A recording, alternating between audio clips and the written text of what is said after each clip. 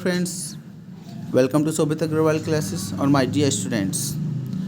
इससे पहले एक वीडियो अपलोड की थी कि किस तरीके से आप एडवर्ब क्लॉज का यूज़ करके आप दो या उससे ज़्यादा सेंटेंसेस को एक कर सकते हैं। हमारा सिंथेसिस का टॉपिक चल रहा है और ये सिंथेसिस से रिलेटेड लास्ट वीडियो है। आपको सिंथेसिस मैंने सिंपल, कॉम्प्लेक्स, कंपाउंड, कॉम्प्लेक्स में भी एडवर्ब, एडजेक्टिव और नाउन क्लॉज बता चुका हूँ। अब ये जो टॉपिक है नाउन क्लॉज एडवर्ब क्लॉज से किस तरीके से आप एडवर्ब क्लॉज का यूज़ करके सेंटेंस को कंबाइन करेंगे, तो उसी की एक्सरसाइज है, ये देख लीजिएगा। The coffee is too hot, I can not drink. Too को यहाँ पे वेरी का भी बना सकते हैं। मैंने कहा था आपको जहाँ पर वाक्य में वेरी हो वहाँ पर यूज़ करते हैं हम सो और दैट का। तो इस वाक्य को बनेगा ऐसे, हो जाएगा ये combine, the coffee is so hot that I can not drink it. Second, she stood there for hours, she did not speak. और यहाँ पर विरोधाभास है कि वो कई घंटों तक खड़ी रही, शी डिड नॉट स्पीक, वह नहीं बोली। तो यहाँ पर क्या है, यहाँ पर हम यूज़ करेंगे दो का। Though she stood there for hours yet she did not speak, या फिर कोमा लगा देंगे, though she stood there for hours comma she did not speak. Third, run fast we will miss the train. इसका मतलब हमें यहाँ से क्या लग रहा है कि कहीं ऐसा न हो, तेज़ी से दौड़ो, कहीं ऐसा ना हो कि हम जो ट्रेन है उसे मिस कर दें। तो इसमें हो जाएगा रन फास्ट, लीस्ट LES का for he spoke English fluently, he seems to be a foreigners. तो यहाँ पर क्या है, यहाँ पर कारण दिया हुआ है एक तरीके से कि वो फॉरेनर महसूस दे रहा है। क्यों दे रहा है? क्योंकि वो स्पीक जो इंग्लिश बोल रहा है वो फ्लुएंट बोल रहा है। तो ही सीम्स, ये हो जाएगा इसमें, बिकॉज हमें यूज़ करना होगा he seems to be a foreigner, वह फॉरेनर महसूस दे रहा है क्योंकि he spoke English fluently. Fifth, the school was over, जो स्कूल है वो बंद हो गए। बॉयज़ बिकेम ग्लैड, जो लड़के थे वो खुश हो गए। क्यों खुश हुए लड़के? क्योंकि स्कूल ओवर हो गए। Because boys became glad because school was over. You are going out in the rain, you will get wet. तो यहाँ पर क्या है कि अगर तुम रेन में बाहर जाओगे तो तुम क्या हो जाओगे? तुम भीग जाओगे। इफ़, तो यहाँ पर इफ़ का यूज़ करना चाहिए। If you are going out in rain you will get wet. Next, she had watch the, use करना चाहिए हमें सो दैट का। वांटेड आ रहा है यहाँ पर, तो सो दैट का हम यूज़ कर लेंगे ताकि। She had watched the movie twice so that, तो यहाँ पर हम यूज़ कर लेंगे she had watched the movie twice, उसने 2 बार मूवी देखी थी। She wanted to watch it third time, वो उसे तीसरी बार भी देखना चाहती है। तो यहाँ पर थोड़ा सेंस हम यहाँ पर चेंज कर लेंगे।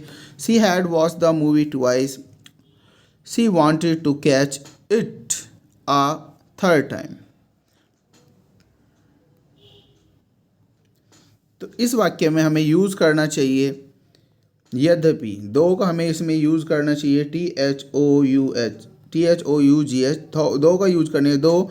यद्यपि she had watch the movie twice, यद्यपि उसने मूवी को 2 बार देख लिया है, फिर भी यहाँ पर कोमा यूज़ कर लेंगे। She wanted to watch it third time, वो फिर भी उसे तीसरी बार भी देखना चाहती है।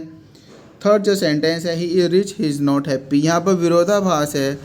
तो यहाँ पर क्या यूज होगा? जब विरोधाभास हो तो वहाँ पर यूज़ करते हैं दो का।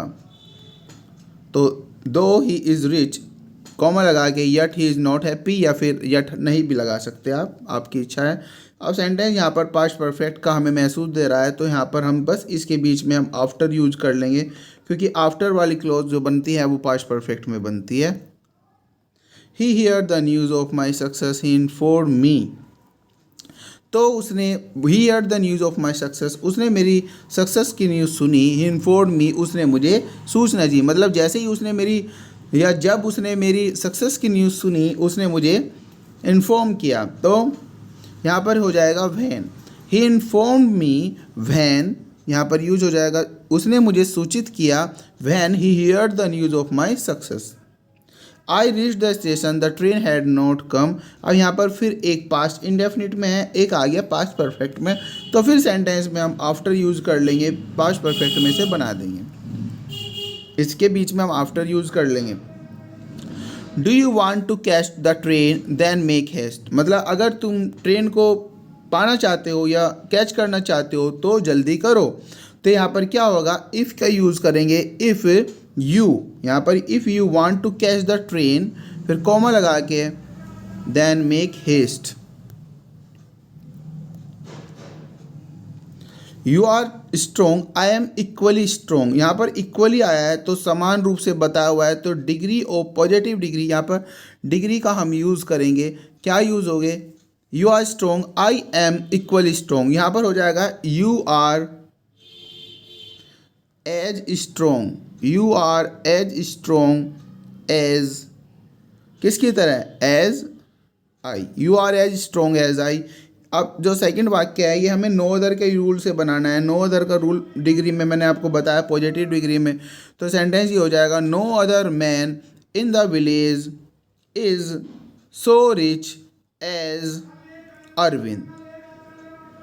15 Hamid is lazy boy, is a lazy boy, the other boy in the class are not equally lazy। अब यहाँ पर equally आ गया है, तो यहाँ पर क्या यूज़ करना चाहिए हमें, नो अदर का ही हम इसमें यूज़ कर लेंगे। No other boy in the class, no other boy in the class is as lazy या is so lazy as Hamid. तो ये यहाँ पर इस तरीके से हम यूज़ कर लेंगे।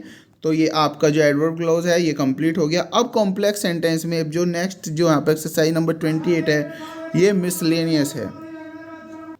यहाँ पर क्या है, ये मिसलेनियस है। मिसलेनियस में कि क्या है, इसमें टॉपिक एक स्पेसिफिक टॉपिक ना देखे, यहाँ कॉम्प्लेक्स सेंटेंस में बनाना है। भले इसमें आप एडवर्ब क्लॉज भी यूज़ कर सकते हैं, नाउन क्लॉज भी, एडजेक्टिव क्लॉज भी, कोई बाउंडेशन नहीं है, आपको जैसे भी सुटेबल लगे आप उसे यूज़ कर सकते हैं। We must love the poor, Gandhi ji taught us so. तो वैसे यहाँ पर सो आ रहा है तो हमें बिकॉज का ही यूज़ करना है कॉम्प्लेक्स सेंटेंस में। तो यहाँ पर Gitanjali, sorry Gandhi ji, we must love the poor because, क्योंकि गांधी जी टोट अस, गांधी जी ने क्योंकि हमें सिखाया है तो हमें गरीबों की जो है, गरीबों से प्यार करना चाहिए। Some boys are obedient and disciplined, they are loved by everyone. तो यहाँ पर हम यूज़ करेंगे एडजेक्टिव क्लोज का। सम बॉयज़, इनकी विशेषता बताई जा रही है, सम बॉयज़। अब चूंकि सब्जेक्ट की विशेषता बताई जा रही है तो यहाँ पर हम मिडिल पोजीशन पे से यूज करेंगे सम बॉयज़, और यहाँ पर हम यूज़ करेंगे हु आर, ये पूरा का पूरा पोर्शन यहाँ पर लिख लेंगे हु के बाद। Who are loved by everyone, फिर यहाँ पर कोमा लगा देंगे, are, who are loved by everyone. देखिए सम बॉयज़, फिर यहाँ पर हम कोमा लगा देंगे, loved by everyone are obedient and discipline. इसका आंसर हो जाएगा सम बॉयज़, फिर यहाँ पर कॉमा लगाएंगे क्योंकि विशेषता बताई जा रही है सम बॉयज़ की। Some boys who are loved by everyone, इसका आंसर क्या होगा, some boys who are loved by everyone, comma are obedient and disciplined. He tells me something I can not rely on it.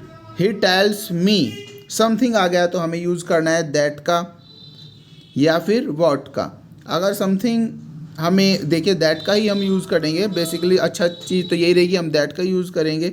I can not rely on, I can not relay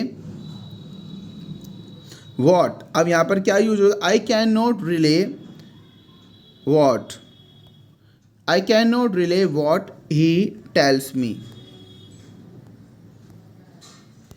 यहाँ पर full stop, I can not relay what he tells मी। तो something आप यहाँ से हटा दीजिएगा, लेकिन अगर आप समथिंग लगाना चाहते हैं तो दैट का यूज़ करेंगे, वॉट के साथ हम समथिंग हटा देते हैं। He was taken seriously ill, he could not complete his work. वो बीमार, सीरियस गंभीर रूप से बीमार हो गया था, उसने अपना कार्य जो है वो कंप्लीट नहीं कर सका। तो कंप्लीट अपना कार्य नहीं कर सका, कारण इसमें दिया हुआ है तो इसमें बिकॉज का यूज़ कर लेंगे। इसमें आंसर हो जाएगा he could not complete his work because he was taken seriously ill. फिर I was quite disgust, I could hardly conceal होता है छिपाना, माई डिस्गस्ट, मैं मुश्किल से ही अपने जो डिस्गस्ट है छिपा सका। यहाँ पर आंसर हो जाएगा इसका आई could hardly conceal my disgust because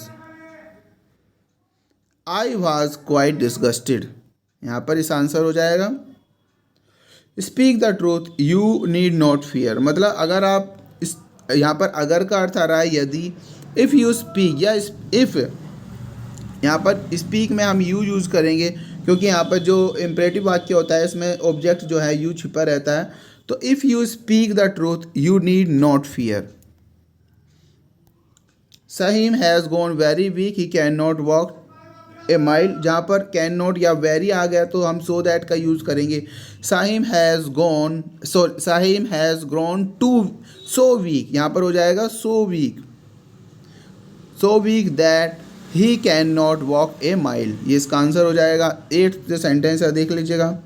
he worked very fast this year he wanted to top the list of the successful student, वो उसने इस साल काफ़ी हार्ड वर्क किया, क्यों किया, he wanted to top the list of successful candidates, तो यहाँ पर यूज़ करेंगे ताकि के लिए इसमें यहाँ पर रूल यूज़ करेंगे। He work very hard this year so that, चूँकि पास्ट है तो माइट का यूज़ करेंगे, सो दैट ही